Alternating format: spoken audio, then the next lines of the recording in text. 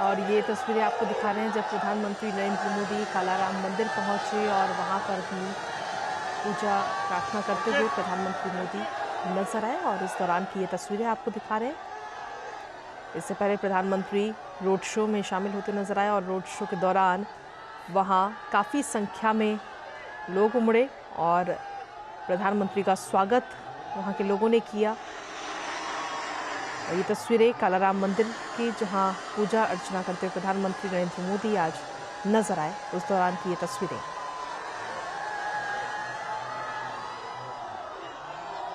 तो आपको बता दें कि प्रधानमंत्री नरेंद्र मोदी आज महाराष्ट्र के दौरे पर है, जहां इस वक्त नासिक में हैं। और अब से कुछ ही देर में प्रधानमंत्री 27वां राष्ट्रीय युवा महोत्सव का जो कार्यक्रम है उसका उद्घाटन करते हुए नजर आएंगे।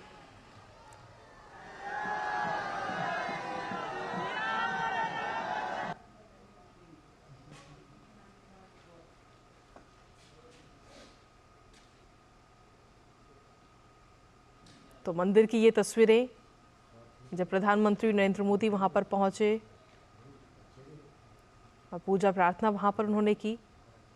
इस दौरान प्रधानमंत्री को एक भेंट भी दी गई। ये तस्वीरें उस दौरान की आपको दिखा रहे हैं। और अब से कुछ ही देर में आपको बता दें कि प्रधानमंत्री राष्ट्रीय युवा महोत्सव का उद्घाटन करते हुए नजर आएंगे। दरअसल आपको बता दें कि आज स्वामी विवेकानंद की जयंती है और 27वां राष्ट्रीय युवा महोत्सव इस बार मनाया जा रहा है। इसका उद्घाटन प्रधानमंत्री करते हुए नजर आएंगे। और साथ ही आपको बता दें कि 12 से 16 जनवरी तक हर साल इस महोत्सव को मनाया जाता है। काफ़ी संख्या में जो युवा हैं वो इस कार्यक्रम में शामिल होते हुए नजर आएंगे। तो ये तो नासिक का कार्यक्रम है। इसके अलावा अगर मुंबई की बात करें तो आज प्रधानमंत्री नरेंद्र मोदी का नासिक के बाद में मुंबई का भी दौरा रहेगा, जहां पर अटल सेतु का उद्घाटन करते हुए प्रधानमंत्री नजर आएंगे। लेकिन जब प्रधानमंत्री आज नासिक पहुंचे तो उनका भव्य स्वागत वहां के लोगों ने किया। उन पर पुष्प बरसाए, मोदी मोदी के नारे लगाए, जय श्री राम के नारे लगाए, भारत माता की जय के नारे लगाए।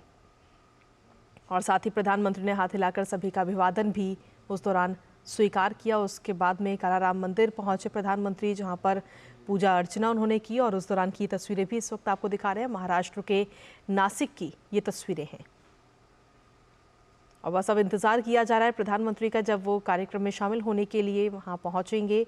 राष्ट्रीय युवा महोत्सव इस बार आपको बता दें कि 27वां राष्ट्रीय युवा महोत्सव मनाया जा रहा है।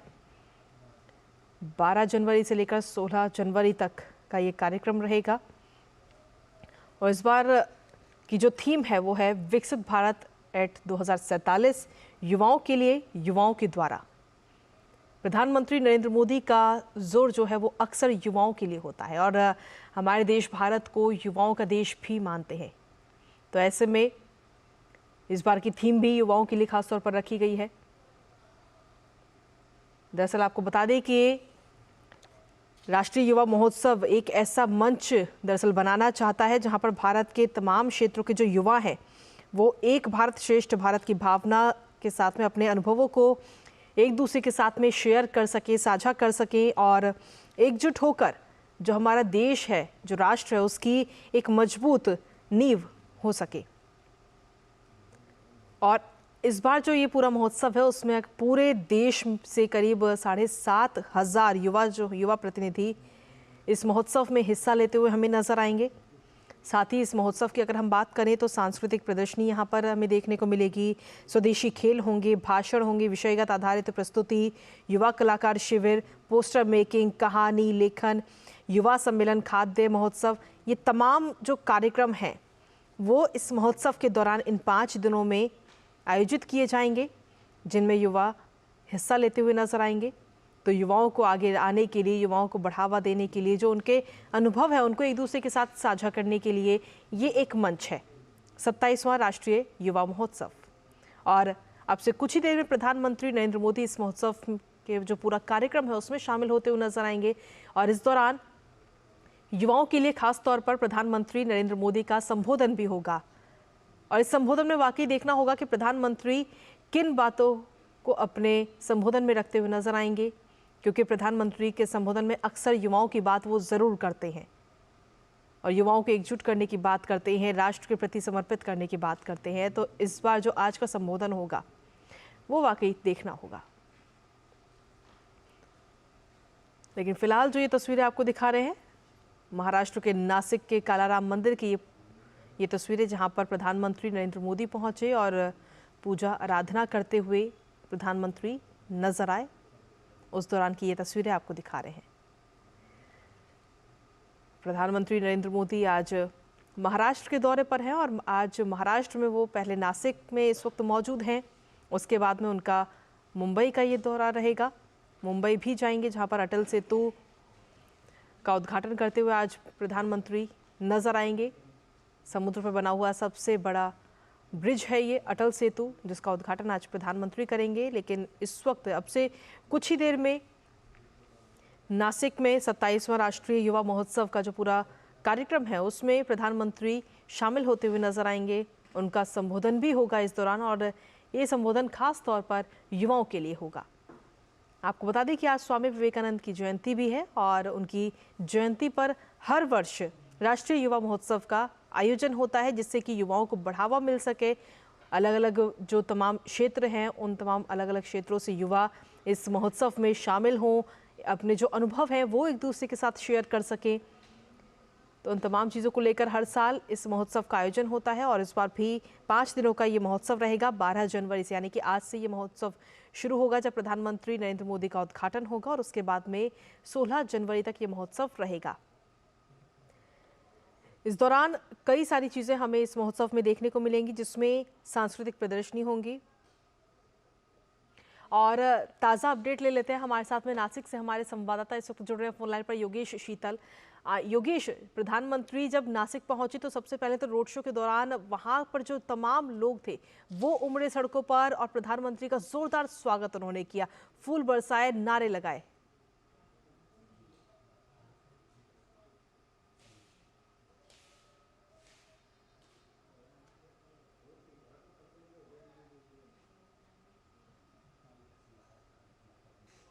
योगेश, आवाज मिल पा रही है आपको?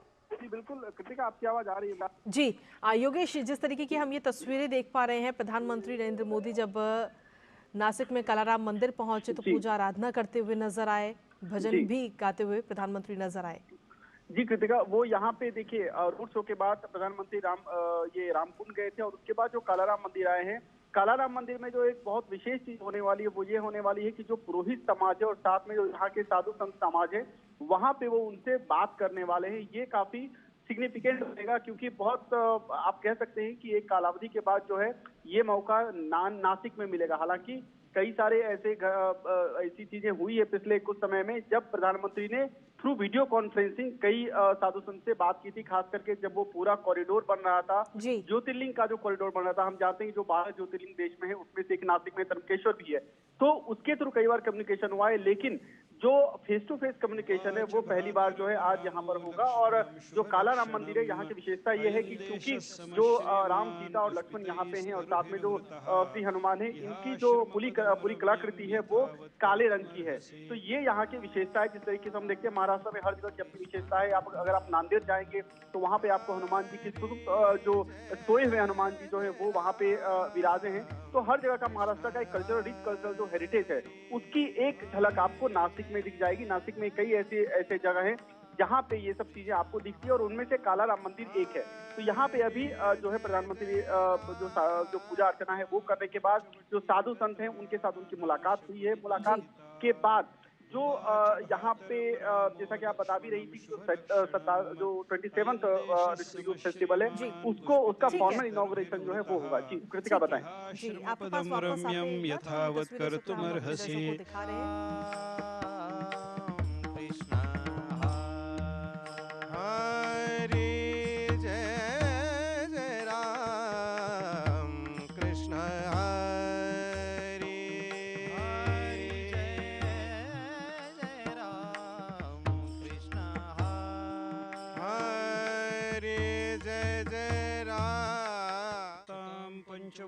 गत्वा नानाशकुनिनादिताम् उवाच भ्रातरं रामो लक्ष्मणं शुभलक्षणम् अयं देशः समश्रीमान् पुष्पितैस्तरुभिर्वृतः इहाश्रमपदं रम्यं यथावत् कर्तुमर्हसि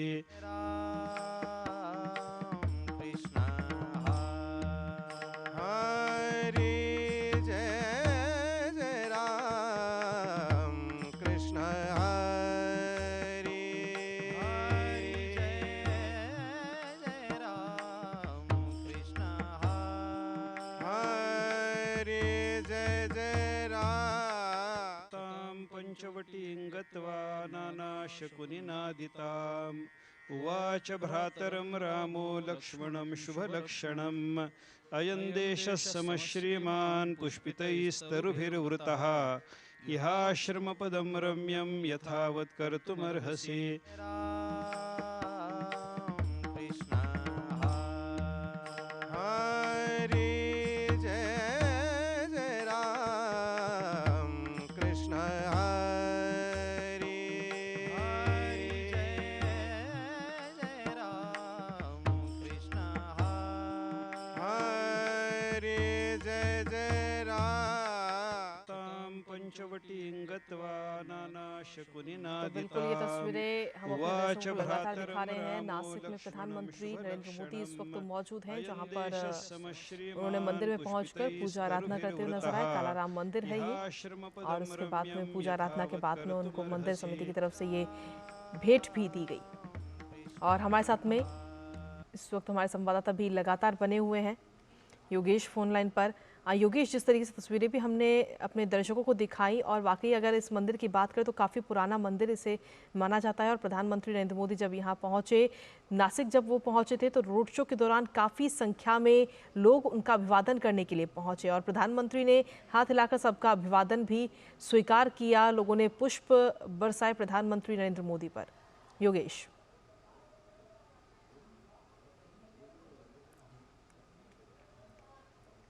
जी योगेश, आवाज मिल पा रही है आपको? जी कृतिका, तो जिस तरीके से रोड शो की हम बात कर रहे थे, तो जो रोड शो का पूरा रूट अगर आपने नोटिस किया होगा, तो ये एरिया बेसिकली बहुत ज्यादा कंजेस्टेड एरिया नहीं है। बेसिकली एक आप कह सकते हैं कि आइसोलेटेड एरिया आप कह सकते हैं, क्योंकि जो हेलीपैड है, जो एयरपोर्ट का जो रूट है, वो वहाँ पे काफी बिल्डिंग्स नहीं थी। इसके बावजूद अगर आप देखेंगे तो दोनों तरफ से हर उम्र के लोग थे वहाँ पे, महिलाएं भी बड़ी संख्या में थी। क्योंकि अगर आप युवाओं को, क्योंकि आज का पूरा दिन जो है स्वामी विवेकानंद को समर्पित किया गया है, उनकी जन्मदिन है आज, तो अगर आप देखेंगे तो युवाओं की भागीदारी काफी ज्यादा थी। और क्योंकि युवाओं को लेकर काफी सारी चीजें नासिक में चलती रहती है, युवाओं को लेकर हमने देखा था लास्ट ईयर जो है वो जो युवा पोर्टल है वो भी 31 अक्टूबर को इनॉग्रेट किया गया था पीएम के जरिए। कई सारी ऐसी स्कीम्स हैं जो कि युवाओं को डेडिकेट है। अगर आप योजनाओं की बात करें तो अगर आप मुद्रा योजना ले लें, जिसमें करीब 69% जो मुद्रा योजना का पूरा लोन है वो महिलाओं को है। और जिस तरीके से पहले हमने देखा था 2014 के करीब 3 इकाई में जो है स्टार्टअप था, उसके बाद किस तरीके से स्टार्टअप लाखों में पहुंच गए। जो अलग जो स्टार्टअप्स का एक अलग कैटेगरी था, वो अलग तरीके से हमने देखा कि वो काफी, जिस तरीके से हम यूनिकॉर्न देखे, यूनिकॉर्न किस तरीके से पुष्ट हुआ। तो आप देखेंगे तो युवाओं पर एक फोकस है, और खासकर के जो थीम है 2047 तक भारत को विकसित बनाना है, ये जो थीम सरकार लेकर चल रही है, और जिस थीम को लेकर आज सांस्कृतिक कार्यक्रम भी तपोवन मैदान में आयोजित किए गए हैं। जो कार्यक्रम होगा उसका थीम ही है 2037 में युवा भारत किस तरीके से बनेगा। और ऐसे समय में युवाओं की पार्टिसिपेशन को लेकर जब पीएम का कोई कॉल जाता है तो उसका आपको धरातल पर असर साफ साफ दिखता है। और वही मुझे लगता है यहाँ पे आज रोड शो जो हुआ उसमें दिखाई दिया। बाकी अगर जो अभी तपोवन ग्राउंड में जो मुख्य कार्यक्रम है तपोवन ग्राउंड में, जहाँ पे करीब 8000 पार्टिसिपेंट्स जो हैं पूरे देश भर से वहाँ पे आएंगे, उनमें से करीब 3000 जो है वो महाराष्ट्र के हैं। महाराष्ट्र में नासिक से ले लीजिए या नॉर्थन महाराष्ट्र ले लीजिए, विदर्भ ले लीजिए, आप कोंकण रीजन ले लीजिए, जो भी रीजन है, मराठवाड़ा रीजन ले लीजिए, हर रीजन के जो पार्टिसिपेंट है वो काफी उत्सुक होकर यहाँ पे आए हैं, क्योंकि एक नेशनल लेवल का होता है और ये कम्पिटिटिव भी है और नॉन कम्पिटिटिव भी है। मसलन आप इसमें मार्शल एक्ट भी है, अगर आप देखें तो इंटेलेक्चुअल डेलिब्रेशंस हैं, सेमिनार्स हैं, स्पीचेज हैं, ये भी हैं। इसके अलावे फोक नृत्य जो होता है, फोक डांस होता है, फोक म्यूजिक होता है, जो महाराष्ट्र की पेंटिंग्स है महाराष्ट्र की, इन सब चीजों की एक झलक जो है वो आपको इसमें दिखाई देगी। तो कुल मिलाकर अगर आप देखें तो एक कॉम्प्रिहेंसिव पूरा प्लान आउट जो है वो आज पीएम की विजिट का है नासिक में। इसके बाद अगर आप देखें नासिक के बाद प्रधानमंत्री यहाँ से मुंबई जाएंगे, तो जो अटल सेतु है, जो कि पूरा एक ट्रांसहार्बर लिंक है, जो कि मुंबई को नवी मुंबई से जोड़ता है, करीब 20 किलोमीटर का स्ट्रेच है। इसमें 16 किलोमीटर के करीब समुद्र के ऊपर बना हुआ है, बाकी 5 किलोमीटर के ऊपर जो है वो जी। जो जमीन का हिस्सा है। तो कुल मिलाकर अगर आप देखें तो न केवल कल्चरली या आप कह सकते हैं कि जो सिग्निफिकेंट है इसका, न केवल यहाँ के बुनियादी विकास से जुड़ा हुआ है, बल्कि एक आप देखें तो ओवरऑल कंसेप्ट जो है वो भी यहाँ पे सेट होता आज के दिन दिख रहा है। जी कृतिका। जी। जिस तरीके से हम ये तस्वीरें भी देख पा रहे हैं, कालाराम मंदिर भी प्रधानमंत्री पहुंचे और साथ ही अगर 27वें जो आज का पूरा कार्यक्रम रहेगा, आज 27वां राष्ट्रीय युवा महोत्सव है और हर साल इस महोत्सव को मनाया जाता है। सीधे तौर पर युवाओं को किस तरीके से आगे हर क्षेत्र में बढ़ाया जाए, जो उनके खुद के एक्सपीरियंस है वो एक दूसरे के साथ कैसे किस प्रकार से वो शेयर करें, इसलिए ये महोत्सव होता है। और स्वामी विवेकानंद की अगर हम बात करें तो उनका जो एक कोट है वो काफ़ी प्रसिद्ध है और कई सारे युवा जो हैं उनके जीवन पर आगे बढ़ते हैं, उनकी तमाम चीज़ों को अपने जीवन में उतारते हैं स्वामी विवेकानंद को देखकर। तो ऐसे में जो वहाँ युवा आज के जो पूरा महोत्सव है 5 दिनों का, उसमें शामिल होने के लिए भी वहाँ पर पहुँचे हुए हैं। देखिए स्वामी विवेकानंद को जहाँ तक मैंने पढ़ा है, उनकी कई जो उनपे लिखी हुई जो रचनाएं जो मैंने पढ़ी है, उनमें एक चीज जो है मुझे सबसे ज्यादा आकर्षित की थी। जिस तरीके से अगर आप देखें जो एपीजे अब्दुल कलाम ने जिस तरीके से विंग्स ऑफ फायर लिखा, उसमें उन्होंने अपने अनुभव लिखे। अगर आप स्वामी विवेकानंद को देखें तो उनकी एक चीज काफी फेमस थी कि उन्होंने एक ललकार दी थी कि आपको जस्ट वेट एंड, मतलब आप काउंटर कीजिए भय को, उसका सामना कीजिए और भागिए मत। ये स्वामी विवेकानंद का काफी प्रसिद्ध कथन है और इसको आप देखेंगे तो मुझे याद है अंतिम समय जब मैं नितिन गडकरी के शायद किसी कार्यक्रम में था तो उन्होंने भी इस चीज को बोला था। तो स्वामी विवेकानंद का जो युवा व्यक्तित्व है वो काफी ज्यादा आकर्षित करने वाला है और देश में खास करके आप देखेंगे तो युवा काफी ज्यादा आकर्षित होते हैं और खासकर यूथ आइकन भी माने जाते हैं और उनको ही समर्पित पूरा का पूरा जो पूरा स्पीच है 12 से 16 तारीख के बीच में जो नासिक में आयोजित है, यह उनको ही समर्पित है। दूसरी चीज जहां तक आपने बोला कि अगर खेल की अगर आप बात कर लीजिए या ओवरऑल जो पूरा अगर आप कंसेप्ट ले लीजिए जो नेशनल यूथ फेस्टिवल का है, तो इसमें बहुत सारी चीजें हैं जो कि महाराष्ट्र के पर्सपेक्टिव में इंपॉर्टेंट है। सबसे पहला जो आप याद होगा जब 37वां खेल ये नेशनल गेम्स हुआ था गोवा में, तो महाराष्ट्र उसमें सबसे ऊपर था। 228 या 220 मेडल, 228 मेडल मुझे ठीक अगर याद आ रहा है तो 228 मेडल महाराष्ट्र ने जीते थे, जिसमें 80 जो है वो गोल्ड मेडल थे। इसके अलावा 69 जो है सिल्वर मेडल थे, 79 ब्रोंज मेडल थे। तो ये सब जो अचीवमेंट है वो यहाँ का रहा है। अगर आप ओवरऑल देखेंगे, अगर आप भारत के अगर आप सिर्फ स्पोर्ट की बात कर लीजिए तो फिर जो आसियान गेम रिसेंटली हुआ जो कि चाइना में हुआ, उसमें 107 मेडल भारत ने जीता था। ये पहली बार ऐसा हुआ था कि पिछले सारे रिकॉर्ड को तोड़ के इतना मेडल जीता, जिसमें 28 गोल्ड थे। इसी तरह एशियन पैरा गेम्स हो, वर्ल्ड एथलेटिक्स चैंपियनशिप अगर आप ले लीजिए, वर्ल्ड कप जो क्रिकेट। योगेश अगर देखा जाए तो देखिए प्रधानमंत्री नरेंद्र मोदी जब इस मंदिर में पहुंचे तो इस मंदिर का भी अपने आप में एक अलग इतिहास रहा है। हम चाहेंगे हमारे दर्शकों को एक बार उस मंदिर का आप इतिहास भी बताएं। अगर आप मंदिर की बात करें तो ये मेन इसका ये है कि इसकी जो करीब 500 साल पुराना ये कालाराम मंदिर यहाँ पे है और यहाँ पे चूंकि यहाँ से जो कनेक्टेड है, यहाँ से करीब 23 किलोमीटर जो है वो ज्योतिर्लिंग है यहाँ पे। तो यहाँ के जितने भी मंदिर हैं, चाहे वो कालाराम मंदिर, इससे पहले रामकुंड भी गए, हर मंदिर से जुड़ा आपको इतिहास मिलेगा। कुल मिलाकर नासिक शहर का ही इतिहास है, क्योंकि शूर्पणखा से जुड़ा हुआ है। कहा जाता है कि जब शूर्पणखा का नाक काटा गया था तो नासिक जो कटा था उससे उसी के नाम पे ये शहर का नाम पड़ा। और इसके अलावा जब रामचंद्र जी वनवास में गए थे तो जो रामकुंड है यही वो जगह है जहाँ पे वो उन्होंने स्नान किया था। तो इसको लेकर जो है वहाँ पे आप कह सकते हैं कि एक जुड़ाव जो है, रिलीजियस जुड़ाव आप बोल सकते हैं, वो वहाँ पे है। इसके अलावा कालाराम मंदिर में जैसा कि मैंने आपको कहा कि यहाँ पे क्योंकि जो मूर्ति है जनरली आप देखेंगे हनुमान जी की जो प्रतिमा है वो हर जगह आपको लाल रंग में दिखेगी, लेकिन यहाँ पे जो है यहाँ पे वो आपको हरे रंग की, वो काले रंग की दिखेगी। अनुमानतः ये कहते हैं कि 7वीं से 11वीं शताब्दी पहले का ये मंदिर है, जो प्राचीनता का दावा किया गया है और बहुत पुराना है भी। बहुत सारी इससे जुड़ी हुई किस्साएं हैं, जैसे कि तुर्की आक्रमण के दौरान भी इसको बचाया गया था। इसके अलावा कई सारे आक्रमण हुए, इसको एक समय गोदावरी नदी में मूर्ति को फेंका भी गया था, लेकिन फिर से इसको रिस्टोर किया गया। 1788 में इसको वापस जो यहाँ पे जो उस वक्त के जो शासक थे उन्होंने इसको इंस्टॉल किया था। कई सारी चीजें यहाँ पे हुई है, पुनर्जीवित करने का अभियान चलाया, कई सारी घटनाएं जो है वो आपकी मदंतियां भी बोल सकते हैं वो इससे जुड़ी हुई है। और सबसे महत्वपूर्ण जो है, जैसा कि मैंने आपको कहा कि जो वनवास था, रामचंद्र जी का जो वनवास था जिसमें वो सीता जो लक्ष्मण जी के साथ थे, उस वक्त दो पंचवटी में रुके थे और पंचवटी में जिस तरीके का पूरा घटनाक्रम था वो यहाँ से इस मंदिर से भी जुड़ा हुआ है। तो अगर आप देखें तो इसका ऐतिहासिक काफी सिग्निफिकेंट तो है ही। इसके अलावा क्योंकि नासिक में पवित्र गोदावरी है जहाँ पे लोग स्नान करते हैं, अलग अलग कुंड हैं राम कुंड है, सीता कुंड है, अलग अलग कुंड आपको यहाँ पे दिख जाएंगे।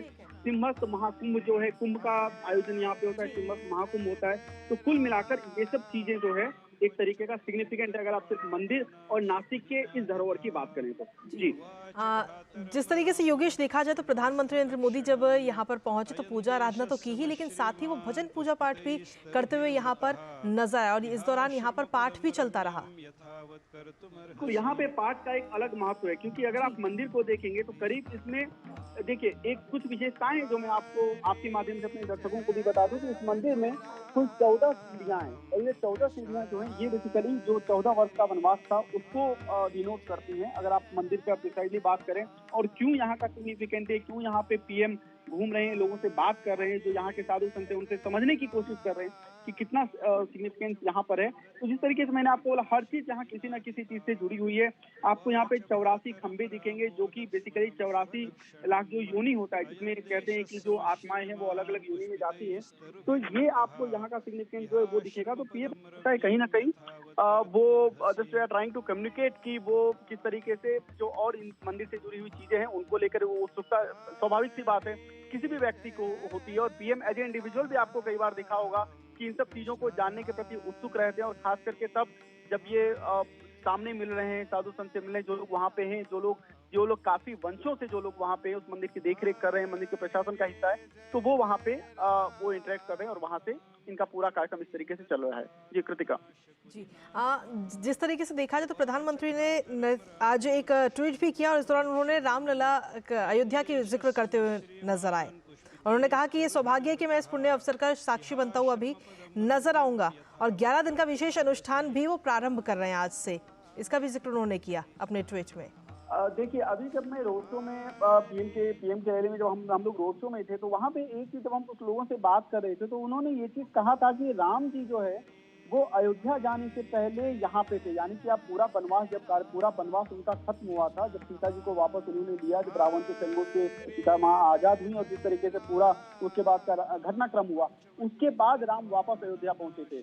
तो ये उन्होंने जो वहाँ के कुछ लोग थे, जो स्थानीय लोग थे, वो बता रहे थे कि एक तरीके का ऐसा ही सिलसिला लग रहा है कि अभी पहले यहाँ पे आना, उसके बाद पहले रामचंद्र जी जहाँ थे वनवास में उस जगह प्रधानमंत्री जा रहे हैं, और इसके उपरांत वो वहाँ पे जाएंगे जहाँ पे उनका रामराज था, जहाँ पे उनका जन्म हुआ, जहाँ पूरी घटनाक्रम हुई। तो ये एक तरीके से आप देख सकते हैं कि लोग इससे भी जोड़ रहे हैं। तो आपको एक रफली आइडिया मिलेगा कि कितना सिग्निफिकेंट है और कितना इम्पोर्टेंट है अगर आप इसको इस तरीके से देखेंगे तो, क्योंकि वनवास हुआ और उसके बाद का जो घटनाक्रम है, जिस तरीके से वाल्मीकि रामायण या तुलसी जो रामायण है जिस तरीके से घटनाक्रम उसमें वर्णित है, उस हिसाब से अगर आप देखेंगे तो आपको कहीं ना कहीं लगेगा कि जो श्रृंखला है उनमें कई सारी कड़ियां हैं जो इस तरीके से जुड़ रही हैं। जी, आज जिस तरीके से देखा जाए तो प्रधानमंत्री नरेंद्र मोदी लगातार पूजा आराधना तो करते ही हैं, लेकिन साथ ही स्वामी विवेकानंद का जो पूरा जीवन रहा है, क्योंकि कई सारे युवा ऐसे हैं जो उनके जीवन की कई सारी चीज़ों को अपने जीवन में भी उतारते हैं और अपनी ज़िंदगी में आगे बढ़ते हैं। तो प्रधानमंत्री जब आज के इस पूरे महोत्सव का जो पूरा उद्घाटन में जब शामिल होंगे कार्यक्रम में, तो इस दौरान युवाओं को भी खासतौर पर संबोधित करते हुए नजर आएंगे, और हो सकता है कि इस दौरान कुछ टिप्स भी आज युवाओं को दिए जाए प्रधानमंत्री की तरफ से। बिल्कुल बिल्कुल, ये आपने सबसे रिलेवेंट चीज अभी आपने कही, क्योंकि देखिए ये युवाओं को, जैसा मैंने आपको बताया था कि यूथ के ओरिएंटेड सरकार ने बहुत सारी चीजें शुरू की है और यूथ को लेकर सरकार का टारगेट रहा है। यूथ को लेकर इसलिए भी टारगेट रहा है क्योंकि अगर आप डेमोक्रेटिक डिविडेंड देखेंगे, जो जनसांख्यिकीय अनुपात देखेंगे, तो भारत में सबसे ज्यादा करीब 30% जो है जो लोग हैं यहाँ पे वो अभी 30 वर्ष से नीचे हैं। तो आपको एक तरीके का यूथ का कंसेप्ट जो है वो आपको यहाँ पे दिख जाएगा कि यूथ कितना सिग्निफिकेंट है। और सरकार ने कई स्तर पे, अगर आप अभी देखें तो चाहे विकसित भारत यात्रा देख लीजिए, विकसित भारत संकल्प यात्रा है, या बहुत सारे ऐसे कार्यक्रम हैं जो कि अलग अलग मंत्रालय के द्वारा चलाए जा रहे हैं, जिसका लक्ष्य ही यही है कि 2047 तक किस तरीके से भारत को विकसित बनाया जा सके, किस तरीके से आत्मनिर्भर हो, किस तरीके से हम मेक इन इंडिया को फोकस कर सकें, किस तरीके से हम एक इस तरीके का ढांचा विकसित कर सकें जिससे हम फॉरेन डिपेंडेंसी कम हो। आप देखिए, आप पहले बैटरी की आपको गाड़ियां नहीं दिखती थी, आज बैटरी की गाड़ियां कई जगह दिख रही है। इस तरीके से छोटे छोटे स्टेप कई बार लिए जा रहे हैं। तो ऐसे में युवाओं की भूमिका जो है वो सबसे ज्यादा जो है वो इम्पोर्टेंट होने वाली है, और यही वजह है कि युवाओं को पीएम क्या बोलेंगे अमृत काल में, बेसिकली जब हम अमृत काल की बात करें तो वो ज्यादा इम्पोर्टेंट रहेगा। मैंने जैसे इससे पहले भी आपको कहा कि 2014 में आप देखें तो करीब 350 स्टार्टअप थे, आज 1,30,000 स्टार्टअप हैं, जिसमें कि आप यूनिकॉर्न की मैं बात कर ही नहीं रहा। मैं सिर्फ आपको एक स्टार्टअप की बात कर रहा हूँ जो इतना है। स्टार्टअप कौन चला रहे हैं? स्टार्टअप युवा चला रहे हैं, गाइडेंस उनको मिल रहा है, लेकिन स्टार्टअप वही चला रहे हैं। लोन कौन ले रहा है? लोन वही ले रहे हैं। मुद्रा योजना के जरिए अभी करीब 44 मुझे लगता है 44.5 करोड़ रुपया लोन जो है ऑलरेडी सैंक्शन हो चुका है। ये 2023 का आंकड़ा जो वो मैं आपको अभी दे रहा हूँ। इसमें करीब 69% मतलब 30 करोड़ के आप 30 करोड़ ले लीजिए, इतना जो है सिर्फ महिलाओं को दिया गया है। ये महिलाएं कौन है? सब युवा महिलाएं। आपको स्वयं सहायता समूह आप देख लीजिए, जो सेल्फ हेल्प ग्रुप है, कई तरह के सेल्फ हेल्प ग्रुप्स बने। एक प्रॉपर मंत्रालय का गठन किया गया है सरकार के अंदर, कोऑपरेटिव मिनिस्ट्री, जो कि अमित शाह हैंडल कर रहे हैं, जो कि गृह मंत्री है। तो आप देखें तो आपको चाहे वो कॉर्पोरेट मार्केट और कॉर्पोरेट अगर आप देखेंगे, सहकारी क्षेत्र देखेंगे, तो महाराष्ट्र से अच्छा उदाहरण तो आपको कहीं मिलेगा ही नहीं कि जहां पे सहकारी क्षेत्र इतना ज्यादा मजबूत